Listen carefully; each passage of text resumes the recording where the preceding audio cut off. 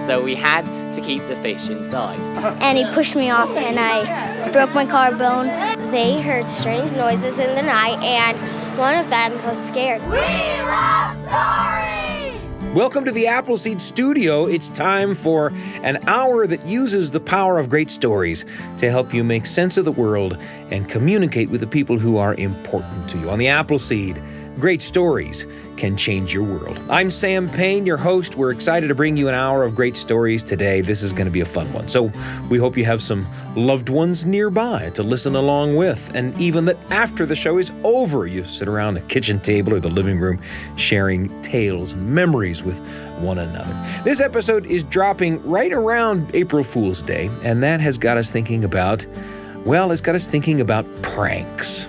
You know, a mean-spirited prank can leave you feeling embarrassed and deceived, and that's not really the kind of prank that we want to dwell on today. We'd rather talk about the kind that's done in a spirit of fun and affection. I like this observation from Mac Barnett, co-author of the children's book, The Terrible Two, a book about a pair of middle school pranksters. And Barnett says, pranking is a great way to indicate the underlying absurdities of the world. There's so much effort put into creating order, and pranking exposes the truth that underneath this appearance of order is joy and laughter and disorder. Not only is a good prank harmless, but like a good story, it reveals an essential truth that would otherwise be hidden. Wise words about pranks. And today we're bringing you an hour of stories about pranks, hoaxes, and general mischief. And first, we're going to hear a story about a couple of boys pulling a prank at summer camp. Here's just a little taste of that story.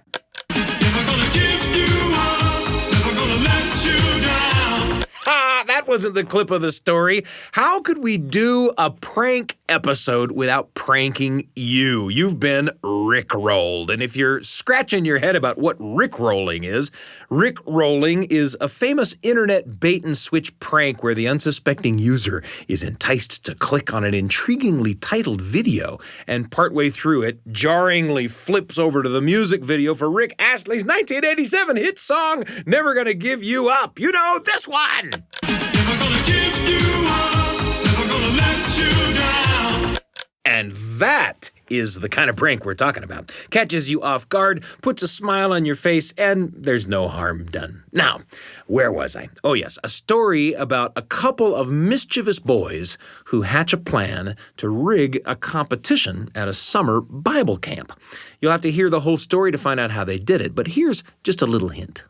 The weight of American money has very little to do with the value of American money. A cryptic hint about what's to come later on in this episode of The Appleseed. The teller there is a longtime friend of the show, Bil Lepp, the West Virginia tall tale teller with, again, a kind of rowdy tale that has made him a favorite at storytelling festivals across the country, and we can't wait to bring it to you. We're also going to hear a little bit about a prank that was played on me in today's entry in the Radio Family Journal. We're looking forward to bringing that to you as well. We'll hear a staged reading of Mark Twain's satirical story about one of the most famous hoaxes in American history, the hoax of the Cardiff Giant. And as I turned a dark angle of the stairway and an invisible cobweb swung in my face and clung there, I shuddered as one who had encountered a phantom. That's coming up too, and a lot more. But we're going to begin with a story by Bil Lepp. Bill is ready to entertain us along with our terrific Appleseed audience with a story called Vacation Bible School in the Appleseed Performance Studio. Let's join him.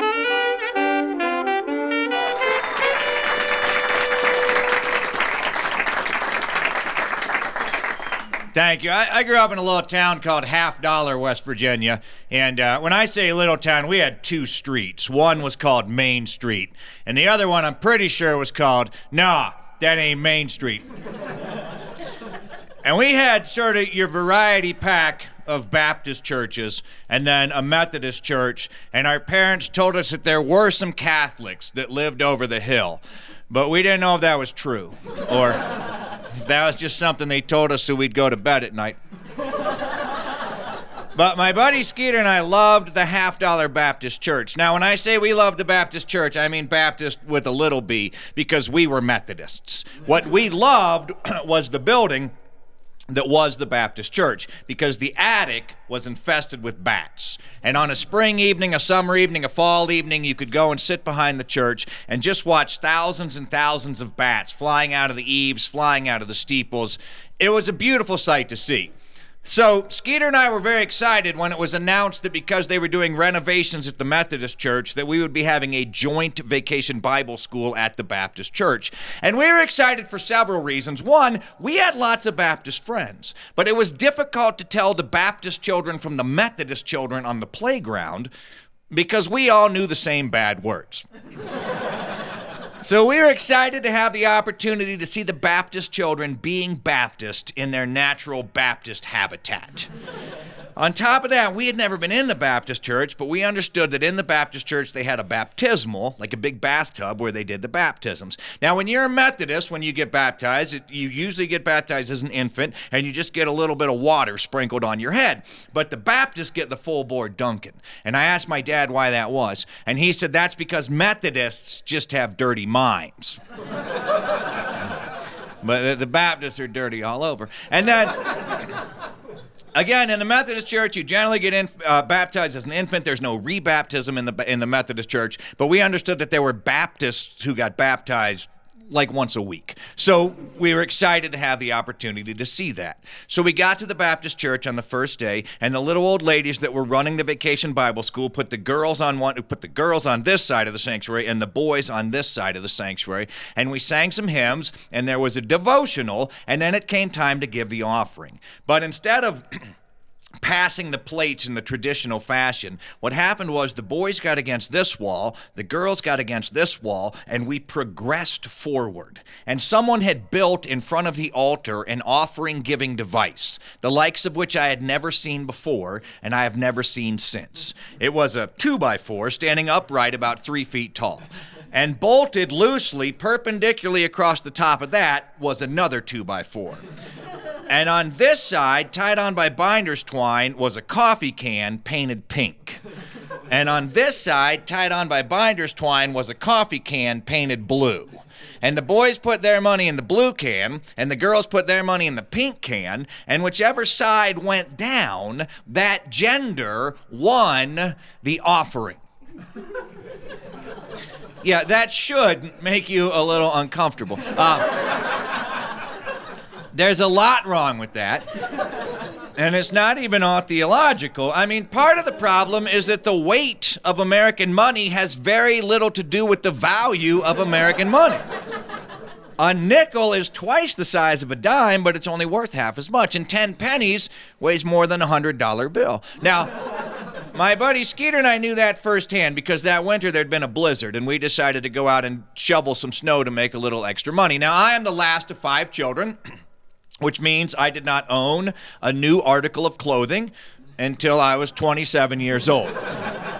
And the worst part about that was that my 2 closest siblings were my sisters. So I would say to my mother, I don't want to wear girls' pants, I don't want to wear a girl's shirt. And my mother would say, there's no such thing as girls' pants, there's no such thing as a girl's shirt. And I would say, then how come my shirt sticks out right here? And she would say, be quiet, there are children in Biafra. And so I was born after the inventions of rubber and wool, but before the inventions of Thinsulate and Gore-Tex. So my winter boots were essentially thin rubber rain boots with metal clasps so that you could tighten them, and they were one size fits all, which means my oldest brother. So by the time they got to me, they had 4 siblings worth of holes worn through the soles and burned through the uppers. So to render them winterproof, my mother would sit me down, put 2 wool socks on each foot, and then she would take Space Age, state-of-the-art, Arctic-rated, Wonder Bread bags. She would put 2 Wonder Bread bags on each foot, then take a rubber band, work it up my thigh or up my calf, and slap it shut, so that within 15 minutes, my feet were numb. And I didn't know if it was frostbite or lack of circulation. But because my boots were too big for me and my feet were encased in plastic, walking was quite a process because I would lift my foot, but it would take 2 or 3 seconds for my foot to fully engage the boot. And then I would lift the boot, put it back on the ground, and then it would take another 2 or 3 seconds for my foot to fully re-engage the boot. So thusly clad, Skeeter and I headed out. Now again, this was the 1970s, and I was what my buddy Andy calls the last of the bicycle generation, which means that shortly after breakfast on a summer day or a Saturday, your parents would say to you, "Go away." And you could go anywhere in the world on your bicycle so long as you were home for supper. If you wanted to go shoot pool in a Smoky Blues Hall in Las Vegas, nobody cared, long as you were home for supper. So my mother would say, "Go away," and I'd be like, "Okay, but can I have a box of matches and a stick of dynamite?" And she would say, "Be careful." Remember what happened to Dan Carlisle. So my mother was like, "Goodbye, boys, go. Knock on strangers' doors. If they invite you in, by all means, enter their houses. If they offer you food and drink, say please and thank you. See you when you get home. Or not." You're the last of 5. It might take a while for us to notice. So we headed out. And this went immediately from not just an exercise and occupation, but also sort of a sociology experiment, because we would knock on a door, and if the man of the house opened the door, we would say, "Can we shovel your driveway?" And he would say, "How much?" And we would say, $5, and he would say, "Have at it." But if the woman of the house opened the door, we would say, "Can we shovel your driveway?" And she would say, "Oh, no, my husband is going to do that." And she would shut the door and we would walk away. And we'd get about 30 seconds down the road and the door would open and there would be the man of the house saying, "Boys, boys, boys, come back, come back." So we learned that if the woman shut the door, we would just stay on the stoop. And 30 seconds later, the door would open and there would be the man of the house. But he wouldn't see us because we were only this tall. And he was looking down the street. And when he couldn't locate us, we would learn a new word. And then we would make some sort of movement, and that would startle him. And we would learn another new word. So by the end of the day, we each probably had $25, $30 cash money in our pockets. And the last house we did was a little old lady. And when we were done, she invited us in, and she gave us cookies and cocoa. And then she paid us each $5. But she paid us in pennies. And we had to sit there and count out 500 pennies apiece. And the only vessel I had large enough to carry 500 pennies was a Wonder Bread bag. And in case you're curious, about a third of a mile is how far you can get with 500 pennies in a Wonder Bread bag before the Wonder Bread bag just gives up. So, all of that to say, Skeeter and I were well aware that the weight of American money has very little to do with the value of American money. So back to the Vacation Bible School. What Skeeter and I wanted to do most was to get in the baptismal. And I don't know why, except that we were 7, and it seemed like the right thing to do. So anytime the sanctuary was empty, anytime we could sneak away from class, we would go, and first we would just look. I don't know what we thought we'd see. I guess we thought we'd see Baptist sin, just sort of swimming around. Like evil koi, like, oh, there goes greed, there goes avarice. And then we'd be just about to get in, and the Baptist pastor would materialize behind us. Now, he was this gruff old guy. I say he was old, but now I realize he was probably 30. And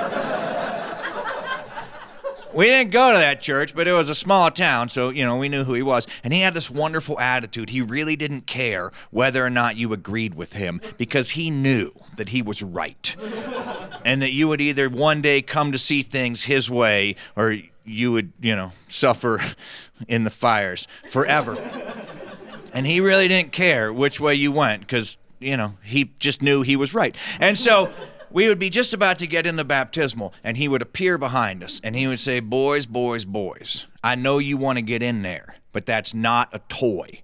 And when a man does things purely for his own enjoyment and not for the benefit of others or the glory of God, he will be stained and tainted that others may know." Yeah. We thought that was good stuff. It It didn't make us not want to get in the baptismal, but there was no denying it was good stuff. And that pastor hated the way we were doing the offering. But any pastor worth his or her salt knows that there's only so many battles you can win. And taking on the little old ladies that run the vacation Bible school is not a wise career move.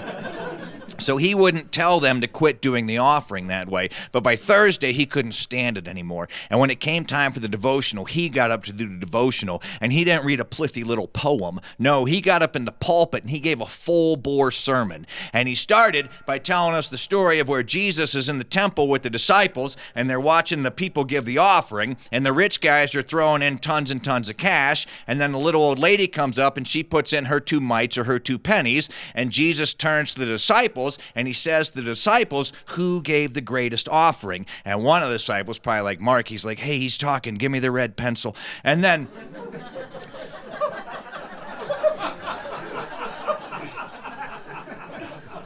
Jesus says, who gave the greater offering? And then one of the disciples give one of those answers that make me think that the reason Jesus chose those 12 guys is because he knew that they were morons.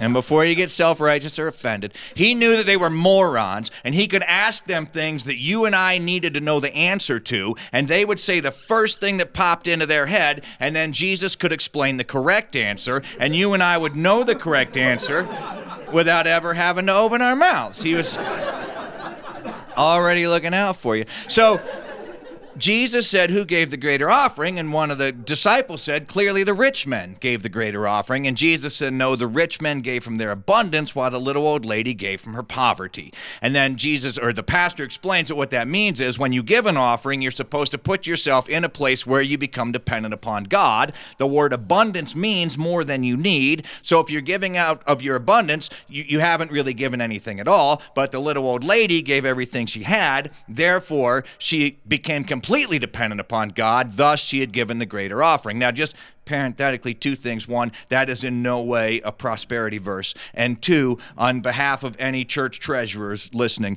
if you are giving out of your abundance, don't quit.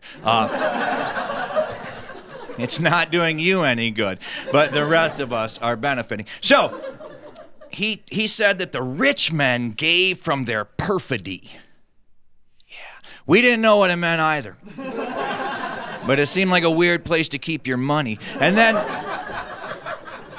he told us that if we continued to give in this perfidious way, that the demons of hell would descend upon us, snatch our souls, and drag them down to the sulfuric pits. And we were like, yeah! Right? Because we were Methodists, and Methodists, we don't have demons of hell. We have covered dish dinners. So we were moved. But again, not in the direction that the pastor had intended. It just caused Skeeter and I to remember the 1,000 pennies the little old lady had given us earlier that year. So we went home that night and we collected every penny in both of our houses. And we didn't put them in a Wonder Bread bag either. We got an old wool hunting sock. We probably had 5 inches in diameter, maybe 18 inches of pennies. And I'm talking pre-1983 pennies, 174 pennies to the pound. And the next morning, when we got to church, Skeeter held those pennies behind his back. You're probably familiar with the idea that even the observation of an experiment can change the outcome of the experiment. Well, the same is certainly true for a prank at church. The observation of the prank can greatly change the consequences. And so, when it came time to give the offering, Skeeter got last in line, and he held those pennies between his back and the wall, and he made his way slowly forward. And when it was finally his turn, he did not gently introduce the pennies into the blue can. He held that tube of pennies about 10 inches above the blue can, and he just dropped it.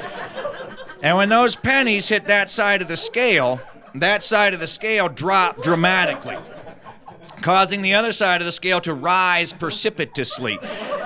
And when the blue can hit the ground, it stopped, and the scale stopped, but the pink can didn't. It kept going, and when it got to the end of the binder's twine, binding into the 2x4, the binder's twine just ripped. And every eye in that sanctuary watched that pink can flying through the church. and it hit the ceiling. And when it hit the ceiling, it didn't stop. It punched a hole right through the ceiling, and everyone was staring at that hole. And then the demons of hell started to pour forth, thousands and thousands of bats just roiling out of the ceiling, and everyone ran for their lives. Everyone ran for the exits, clutching their souls tightly to their chests. Everyone. But Skeeter and myself, because we knew this was our moment. And we ran straight for the baptismal.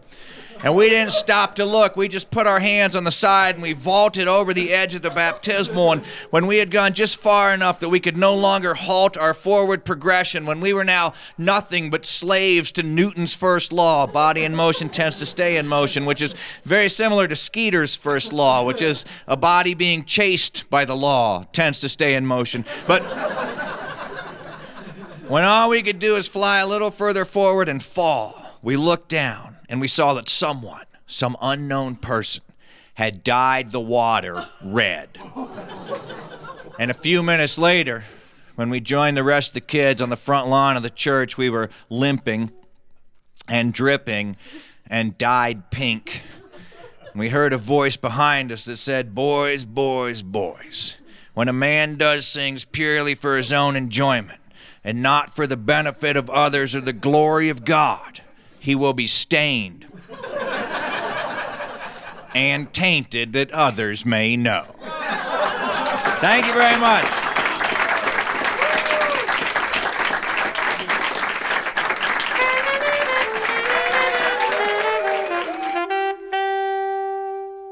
Bringing down the house, that was Vacation Bible School, a story told for you by Bil Lepp, who not only served time as a Vacation Bible School camper, but was also, for a time, a minister himself, so he knows the territory. I love that story, not just for the gut-busting humor that is part of nearly every Bil Lepp story, but also because it reminds me of the place that my church community occupied in my own young life. It was a place where my spiritual feelings began to take root, nourished by a community of friends and neighbors who would treat those feelings with care. Of course, but it was also the environment in which I did all sorts of stuff. Went to the equivalent of Vacation Bible School myself, sure, but also went camping and learned how to dance and worked on committees and mowed lawns and raised funds and was on stage for the first time in a church production of The Sound of Music. All the stuff of my young life that didn't revolve around school seemed to revolve around my church community. And listening to Bill's story brings back fond memories of the people I loved in that community and of all the things I learned there about everything. In a moment, we'll have a little talk back about the story we just heard, as well as a performance of a Mark Twain story and a lot more. It's all coming up. I'm Sam Payne.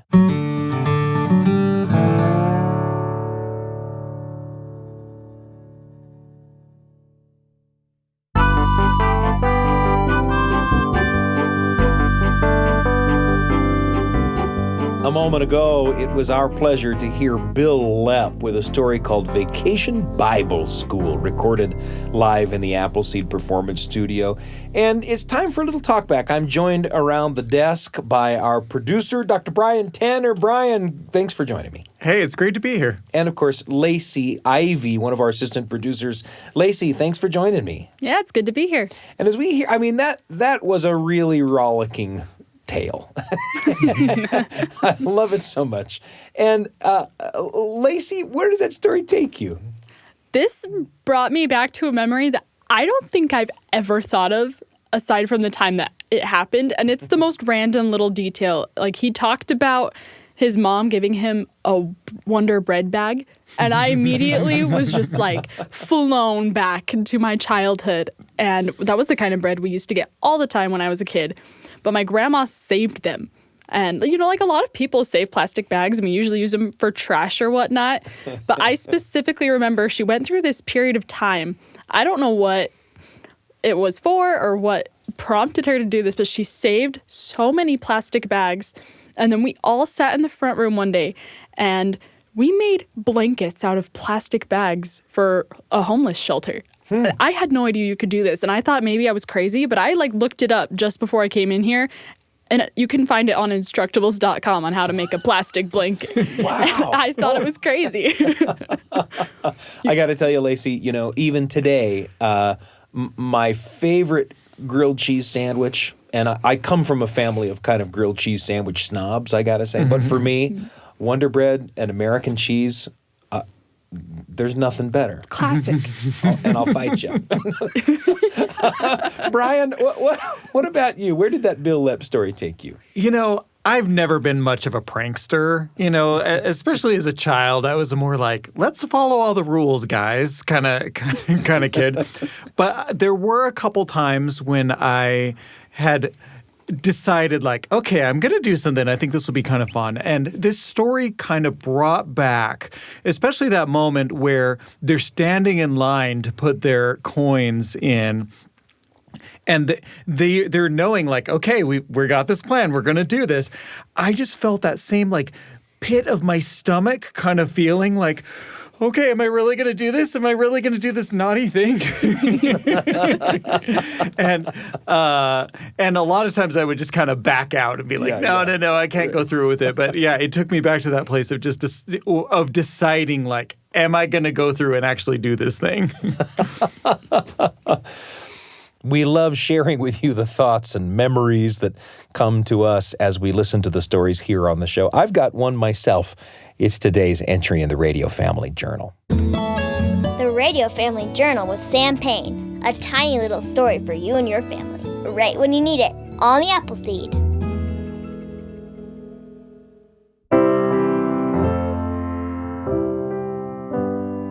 It was an era in high school when a cool double date meant a nice dinner at a table set up somewhere unusual. That's what Russ McKell and I were going for, and our brilliant idea was to set up dinner for our dates in a long-abandoned, century-old house on an overgrown lot in our little town. That's unusual, right? And a little bit spooky, sure, but we thought spooky would be kind of fun. And for more fun, we set up dinner in a room that we had rigged earlier with a kind of harmless prank, so that at just the right moment, one of us, it was going to be me, could nonchalantly bend down to tie a shoelace or something, and instead pull on a string along the floor that would make a door swing open to the yawning blackness beyond. Spooky, right? Russ and I thought that in this old house with nothing but candles burning, it would give our dates a good scare. And we had a great time setting it up. Russ figuring out just where we'd each need to sit for the maximum effect, and me making sure the string was good and hidden.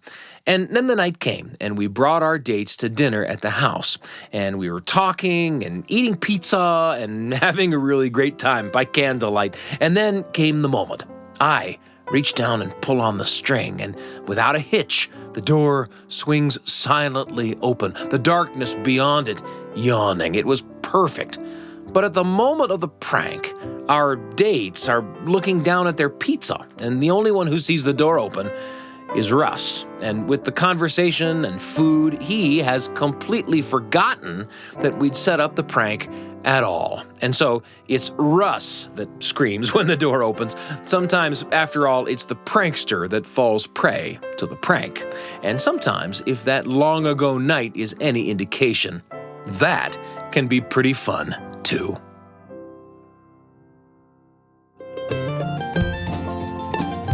The Radio Family Journal with Sam Payne. A tiny little story for you and your family. Right when you need it. On the Appleseed. Thanks for joining us for that entry in the Radio Family Journal. It's been a pleasure to sit around the desk with Brian Tanner and Lacey Ivy. Guys, thanks for joining me. Yeah, thanks for having us. Yeah, thanks.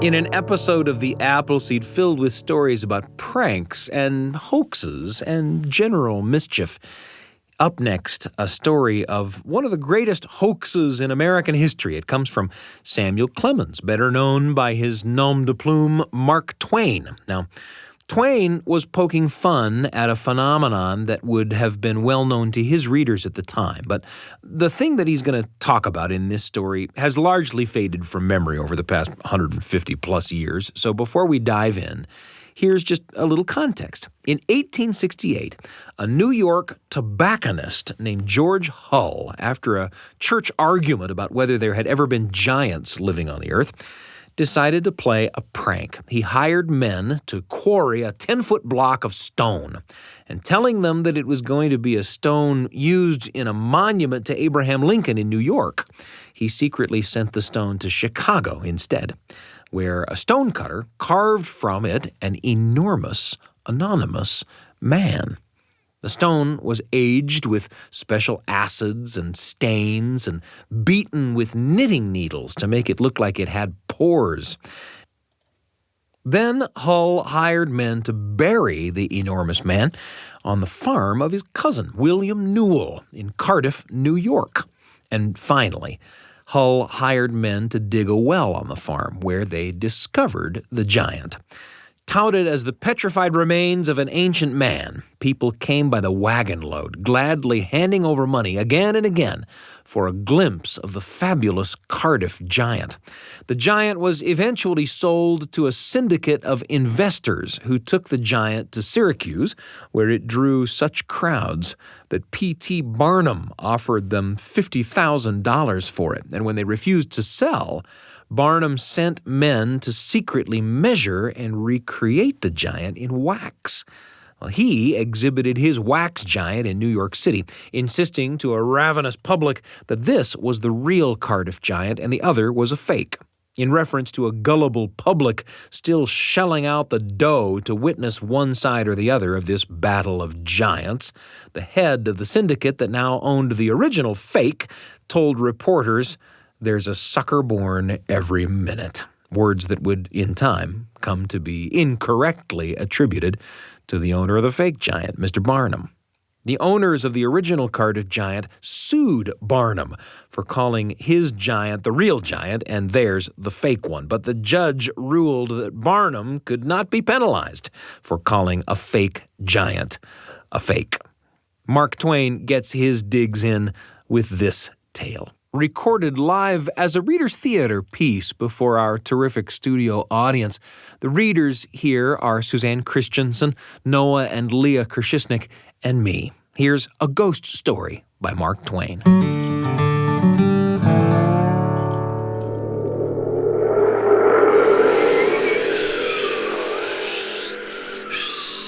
I took a large room far up Broadway in a huge old building whose upper stories had been wholly unoccupied for years until I came. The place had long been given up to dust and cobwebs, to solitude and silence. I seemed groping among the tombs and invading the privacy of the dead that first night I climbed up to my quarters. For the first time in my life, I felt a superstitious dread come over me.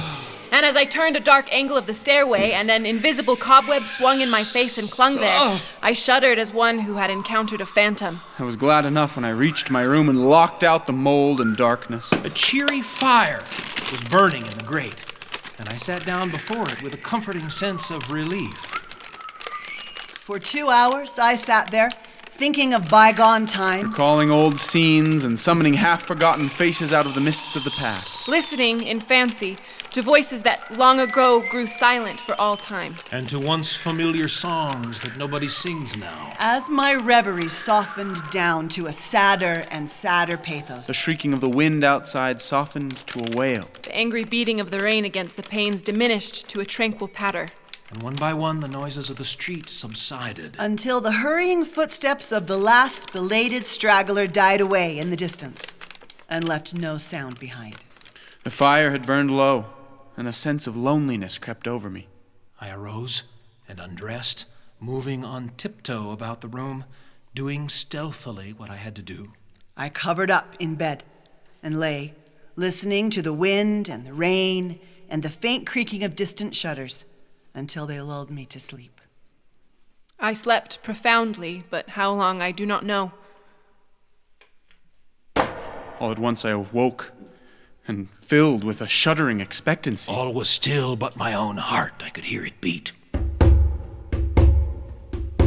Presently, the bedclothes began to slip away slowly toward the foot of the bed, as if someone were pulling them. I could not stir, I could not speak. Still the blankets slipped deliberately away till my breast was uncovered. Then with a great effort I seized them and drew them over my head. I waited, Listened, waited. Once more that steady pull began, and once more I lay torpid, a century of dragging seconds till my breast was naked again. At last I roused my energies and snatched the covers back to their place and held them with a strong grip. I waited. By and by, I felt a faint tug and took a fresh grip. The tug strengthened to a steady strain. It grew stronger and stronger. My hold parted. And for the third time, the blanket slid away. I groaned. An answering groan came from the foot of the bed. Beaded drops of sweat stood upon my forehead. I was more dead than alive. Presently, I heard heavy footsteps in my room. The step of an elephant, it seemed to me. It was not like anything human. But it was moving away from There me. was relief in that. I heard it approach the door Pass out without moving bolt or lock, and wander away among the dismal corridors. straining the floors and joists until they creaked again as it passed. And then silence reigned once more. When my excitement had calmed, I said to myself, This is a dream. Simply a hideous dream. and so I lay, thinking it over, until I convinced myself that it was a dream, and I was happy again.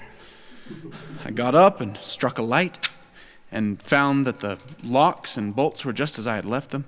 I took my pipe and lit it and was just sitting down before the fire when... Down went the pipe out of my nerveless fingers, The blood forsook my cheeks. and my placid breathing was cut short with a gasp. In the ashes on the hearth, side by side with my own bare footprint, was another, so vast that in comparison mine was but an infant's. I had a visitor, and the elephant foot tread was explained. I put out the light and returned to bed, palsied with fear. I lay a long time, peering into the darkness and listening. Then I heard a grating noise overhead, like the dragging of a heavy body across the floor. In distant parts of the building, I heard the muffled slamming of doors. Stealthy footsteps creeping in and out among the corridors, up and down the stairs. Sometimes these noises approached my door, hesitated, and went away again. I heard the clanking of chains faintly in remote passages. I heard muttered sentences, half-uttered screams that seemed smothered violently. And the swish of invisible garments. The rush of invisible wings. Then I became conscious that my chamber was invaded, that I was not alone. I heard sighs and breathings about my bed, and mysterious whisperings. 3 little spheres of a soft phosphorescent light appeared on the ceiling directly over my head, clung and glowed there a moment, and then dropped, 2 of them upon my face and 1 upon the pillow. They spattered liquidly and felt warm. Intuition told me they had turned to gouts of blood as they fell, and I needed no light to satisfy myself of that. I saw pallid faces dimly luminous and white uplifted hands.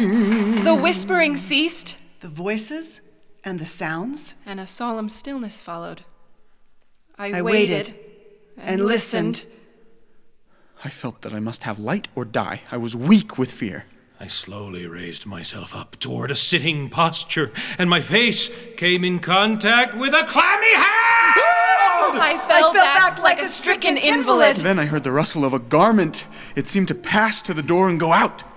When everything was still once more, I crept out of bed, sick and feeble, and lit the gas with a hand that trembled as if it were aged with 100 years. In the same moment, I heard that elephantine tread again.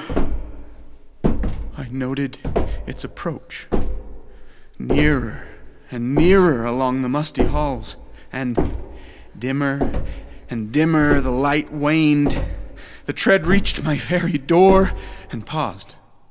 The light had dwindled to a sickly blue. And all things about me lay in a spectral twilight. The door did not open, and yet I felt a faint gust of air fan my cheek, and presently was conscious of a huge, cloudy presence before me. I watched it with fascinated eyes. A pale glow stole over the thing. Gradually, its cloudy folds took shape. An arm appeared, then legs, then a body, and at last a great, sad face looked out of the vapor. Stripped of its filmy housings, muscular and comely, the majestic Cardiff Giant loomed above me. All my misery vanished, for a child might know that no harm could come with that benignant countenance. My cheerful spirits returned at once, and in sympathy with them, the gas flamed up brightly again. Never a lonely outcast was so glad to welcome company as I was to greet the friendly giant. I said. Why, is it nobody but you?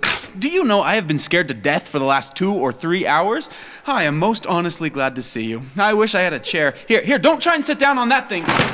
But it was too late. He was in it before I could stop him, and down he went. I never saw a chair shivered so in my life. Stop, you'll ruin Too late. There was another crash, and another chair was resolved to its original elements. Confound it, haven't you got any judgment at all? Do you want to ruin all the furniture on the place? Here, you petrified fool. But it was no use. Before I could arrest him, he had sat down on the bed, and it was a melancholy ruin. Now, what sort of a way is that to do? First, you come lumbering about the place, bringing a legion of vagabond goblins along with you to worry me to death, and then, when I overlook an indelicacy of costume which would not be tolerated anywhere by cultivated people except in a respectable theater, you repay me by wrecking all the furniture you can find to sit down on. And why will you? You damage yourself as much as you do me. You've broken off the end of your spinal column and have littered up the floor with chips of your hams till the place looks like a marble yard. You ought to be ashamed of yourself. You are big enough to know better. Well, I will not break any more furniture. But what am I to do? I've not had a chance to sit down for a century. And the tears came into his eyes. Poor devil. I said. Should not have been so harsh with you. And you're an orphan too, no doubt. But sit down on the floor here. Nothing else can stand your weight. And besides, we cannot be sociable with you away up there above me. I want you down where I can perch on this high stool and gossip with you face to face. So, he sat down on the floor and lit a pipe, which I gave him. Threw one of my red blankets over his shoulders. Inverted my bath on his head, helmet fashion, and made himself picturesque and comfortable. Then he crossed his ankles while I renewed the fire and exposed his prodigious feet to the grateful warmth. I noticed he looked tired, and I spoke of it. Tired? He said. Well, I should think so. I will tell you all about it since you've treated me so well. I am the spirit of the petrified man that lies across the street there in the museum. I'm the ghost of the Cardiff Giant. I can have no rest, no peace, till they've given that poor body burial again out there under Newell's farm. I love that place. I love it as one loves his old home. There's no peace for me like the place, the peace I feel when I'm there. Now, what was the most natural thing for me to do to make men satisfy this wish? Terrify them into it! Haunt the place where the body lay. So I haunted the museum night after night. I even got other spirits to help me. But it did no good, for nobody ever comes to the museum at midnight. Well, then it occurred to me to come over the way, haunt this place a little while. Night after night, we've shivered around through these mildewed halls, dragging chains and groaning and whispering and tramping up and down stairs, till, to tell you the truth, I'm almost worn out. But when I saw a light in your room tonight, I roused my energies again and went at it with a deal of the old freshness. But I'm entirely tired out. Give me, I beseech you, give me some hope. I lit off my perch in a burst of excitement and exclaimed, This transcends everything that ever did occur. Why, you poor blundering old fossil. You have had all your trouble for nothing. You have been haunting a plaster cast of yourself. The real Cardiff Giant is in Albany. A fact. The original fraud was ingeniously and fraudfully duplicated and exhibited in New York as the only genuine Cardiff Giant. To the unspeakable disgust of the owners of the real Colossus. At the very same time that the latter was drawing crowds at a museum in Albany. Confound it, don't you know your own remains? I never saw such an eloquent look of shame, of pitiable humiliation overspread a countenance before. The petrified man rose slowly to his feet and said, Honestly? Is that true? As true as I am sitting here. He stood irresolute a moment. Unconsciously, from old habit, thrusting his hands where his pantaloons' pockets should have been. And finally said, Well, I never felt so absurd before. My son, if there's any charity left in your heart for a poor, friendless phantom like me, don't let this get out. Think how you would feel if you had made such an ass of yourself. I heard his stately tramp die away, step by step down the stairs and out into the deserted street, and I felt sorry that he was gone, poor fellow. And sorrier still that he had carried off my blanket and my bathtub.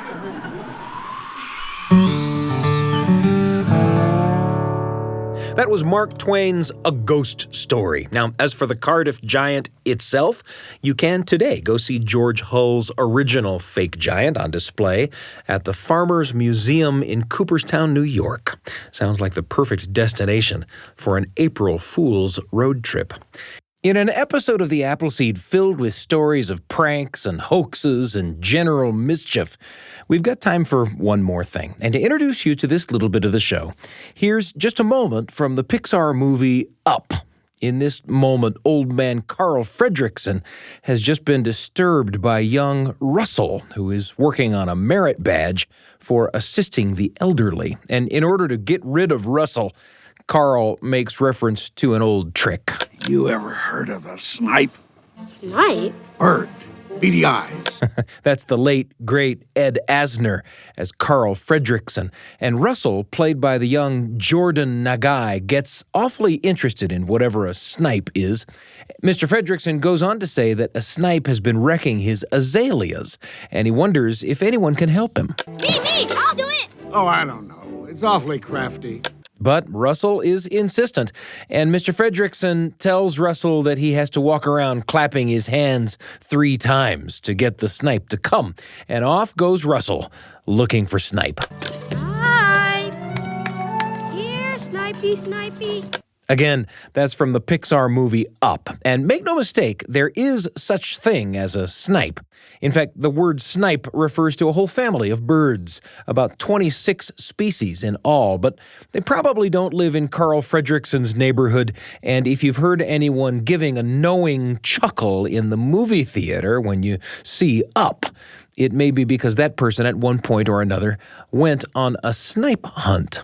What's a snipe hunt? Well, if you've ever been on one, you know. And if you haven't, maybe it's enough to say that this episode of The Appleseed is all about pranks, hoaxes, and general mischief. Let's leave it at that, perhaps. Except to add that references to snipe hunts go all the way back to the 1840s.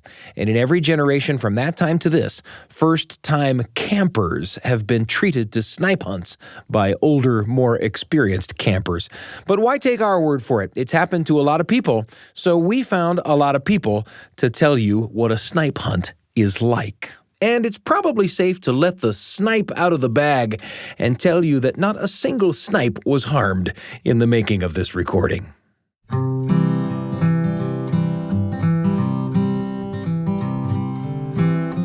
So I went snipe hunting. It's been over 40 years since this experience happened to me. Well, let's see.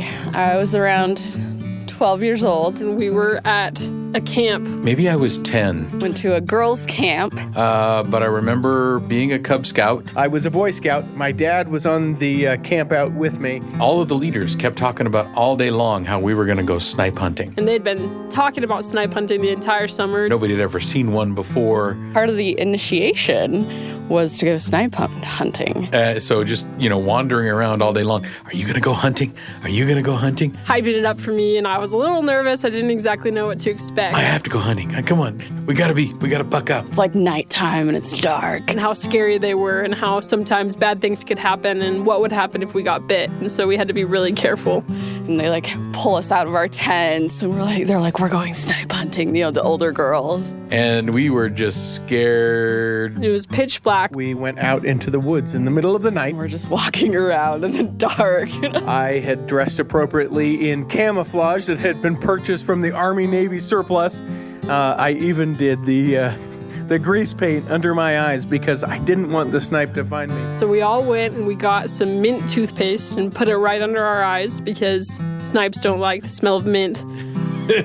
So I don't think it was super planned. My dad has a burlap sack. So we went out. It was pitch black. We're in this group of probably about 20 girls. We're all linked arms, and they put one older girl with every new girl. So there's probably about 5 or 6 of us that had never done this before. We all get in a big group and we go out. I think I remember making noise or something. Maybe we were clapping and making some noise to get them to come out. All of a sudden we get to this clearing where there's a lot of bushes around. We start hearing this rustling in all the bushes, and then we see some little beady eyes in the bushes. Do you hear it? There's a snipe over there. And they're like, oh my gosh, the snipes. And my dad comes up with the bag. Got one. I got one. I don't know what the odds are. We did find some snipes. Did I catch a snipe? No, I did not. But you know what? My dad caught two snipes in his gunny sack. And yes, it was a gunny sack.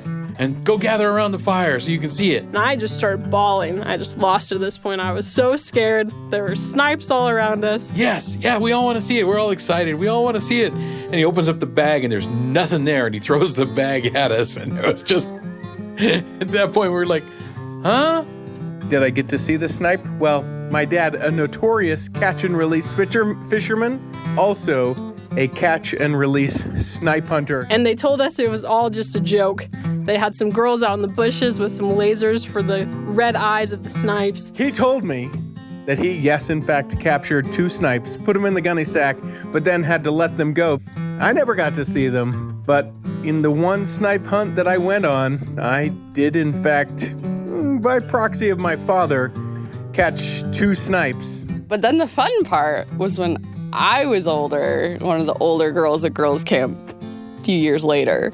And then I got to take the girls snipe hunting. And I've never gone hunting since because I don't want to ruin my 100% perfect record. So yeah, it was quite the experience. And that'll do it for an episode of The Appleseed filled with stories of pranks, hoaxes, and general mischief. Join us again, won't you? You can find this episode or any episode from our archive on the BYU Radio app at byuradio.org/Appleseed or by Googling the Appleseed Podcast.